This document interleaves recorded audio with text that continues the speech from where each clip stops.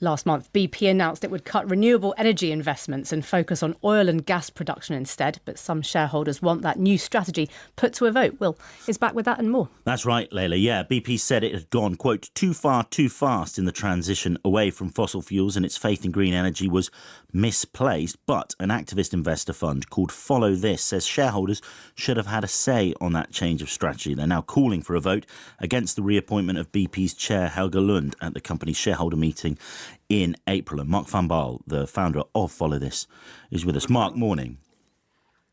So tell us more about what you're asking, I guess, your fellow shareholders to do at that meeting.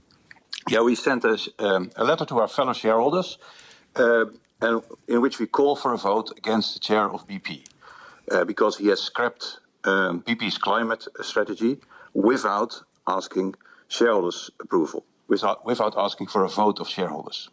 And the previous strategy was approved by the shareholders. So it's against good governance. I suppose BP would say, and they've said to us in a statement, that they've gone too quickly, and the majority of shareholders not calling for this vote, and that what they're most interested in is boosting the share price compared to the competitors, which has been lagging behind the likes of Shell and certainly the US majors like ExxonMobil.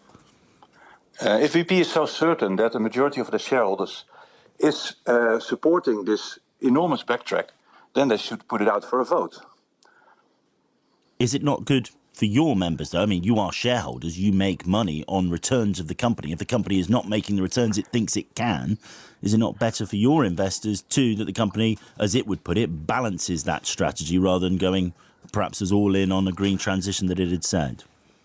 Yeah, we are long-term shareholders. We have 10,000 shareholders who are concerned about the future of BP.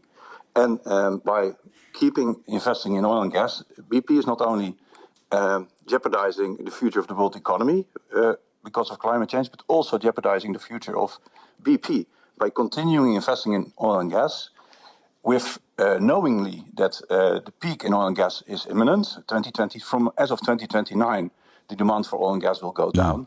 And so ultimately, what are you asking for them to do? To reverse course, to change their investment plans again, to reinvest, to up their investment in renewable energy? The only thing we're asking for is to reduce their emissions in line with the Paris Climate Agreement. This is an agreement signed by almost all countries in the world, and this is leading to tackling climate change. Every company should do that, and specifically companies who are the largest emitters, so the oil and gas companies. So we are a group of green shareholders in big oil, so we're asking all the oil majors to reduce their emissions. And I think the best way to reduce emissions is by stopping investing in oil and gas, starting investing in clean energy, using the profits from oil and gas for the next 10, 15 years or so. We don't want them to stop overnight, of course.